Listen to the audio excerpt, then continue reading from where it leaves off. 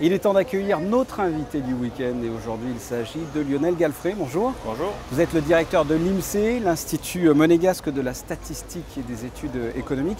Autrement dit, dès qu'il y a un chiffre sur Monaco, c'est vous, c'est l'INSEE. De quoi est en charge concrètement par exemple l'INSEE? Alors nous ne sommes pas responsables de l'ensemble des chiffres qui sortent de Monaco. Il y a de nombreux producteurs de chiffres. En revanche, beaucoup passent par nous. Et puis nous-mêmes produisons des chiffres essentiellement sur l'économie et sur la démographie et des statistiques sociales. Alors la démographie, justement, on est là pour parler du recensement 2016 qui vient juste de débuter il y a quelques jours là.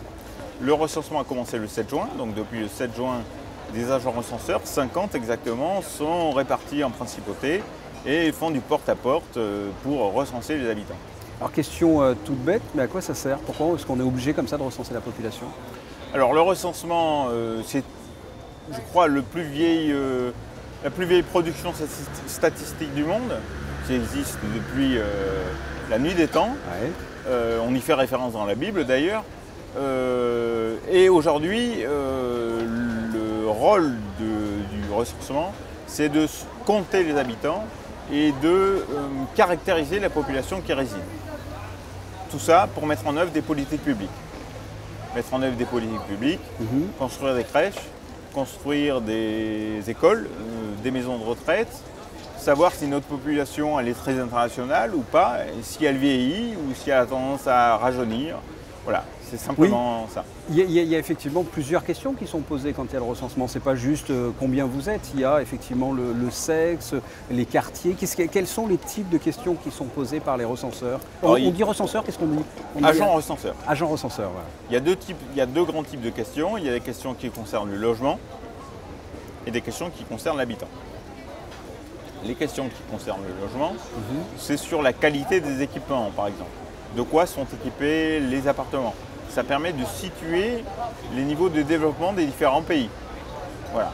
Et ça permet aussi d'avoir une gestion, par exemple, de la consommation électrique, des approvisionnements électriques de la principauté, la gestion des déchets, la gestion du parc locatif, la gestion de tout ce genre de choses pour améliorer la qualité de vie au service des résidents. Et la deuxième chose, c'est des questions sur les habitants. Âge, sexe, nationalité, type de travail, activité ou pas. Et ça permet de déterminer la structure de la population et de pouvoir lui offrir les meilleurs services adaptés à cette population justement. Alors là, c'est un recensement organisé par la mairie, en partenariat pour la première fois, je crois, avec l'INSEE. Auparavant, ce n'était pas l'INSEE, parce qu'il n'existait pas. Nous, on a été créé l'INSEE en 2011. Avant, c'était la direction de l'expansion économique, qui avait une petite cellule stat, qui s'occupait du recensement. La mairie est le chef du recensement, c'est-à-dire le maire met en œuvre le recensement, mais toute la gestion au quotidien des agents recenseurs techniques et l'exploitation des résultats, c'est l'INSEE qui l'a fait. Alors on aura les résultats de ce recensement plus tard. Il faut savoir qu'il y a eu en 2008 déjà un recensement. Qu'est-ce qui est sorti en quelques mots, on ne va pas décrire bien sûr tous les chiffres, mais qu'est-ce qui est sorti de ce recensement de 2008?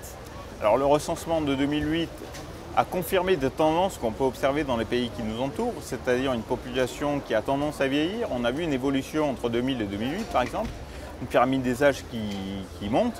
Donc une nouvelle fois, c'est ce qu'on essaiera de faire cette année. Et ça n'a aucun, on le voit bien là en l'occurrence, ça n'a aucun caractère nominatif. C'est les grandes masses, voir que notre population évolue. Et ensuite, on avait tiré des enseignements sur la population active résidente, qui n'est pas majoritaire.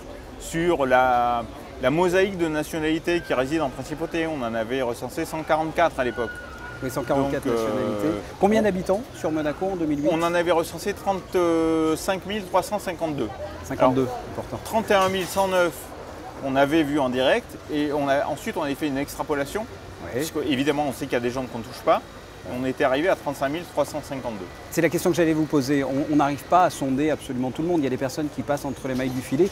Qu'est-ce que vous faites après? Vous faites un pourcentage pour savoir à peu près combien de personnes n'ont pas été recensées? Évidemment, il y a des gens qu'on ne voit pas, qu'on ne touche pas pendant le recensement, parce qu'elles sont absentes, parce qu'elles sont en voyage, parce qu'on n'arrive tout simplement pas à les joindre. Donc l'échantillon très important qu'on arrive à recenser nous donne une structure. Et nous, comme par ailleurs, on recense les logements, il y a des logements qu'on n'arrive pas à enquêter. Et d'après les logements enquêtés, on arrive à déduire, à extrapoler et à donner une caractéristique de la population qui habite dans les logements qu'on n'a pas réussi à enquêter. Et ça nous donne un chiffre global de la population. Quel est le rôle concret justement des agents recenseurs? Quel est leur travail au jour le jour? Comment est-ce qu'ils font leurs fiches de route, savoir où je vais aller? Comment ça se passe? Alors, il y a 50 agents recenseurs sur la principauté. La principauté est divisée en 183 districts. Chaque district fait l'objet d'un plan très détaillé. Et l'agent, on lui remet un plan. Il a en moyenne 4 districts. Et chaque agent est censé, pendant la tournée de reconnaissance, c'est-à-dire la semaine avant le recensement, est censé estimer, et plus que censé, il le fait d'ailleurs, il estime le nombre de logements sur chaque district, donc dans chaque immeuble.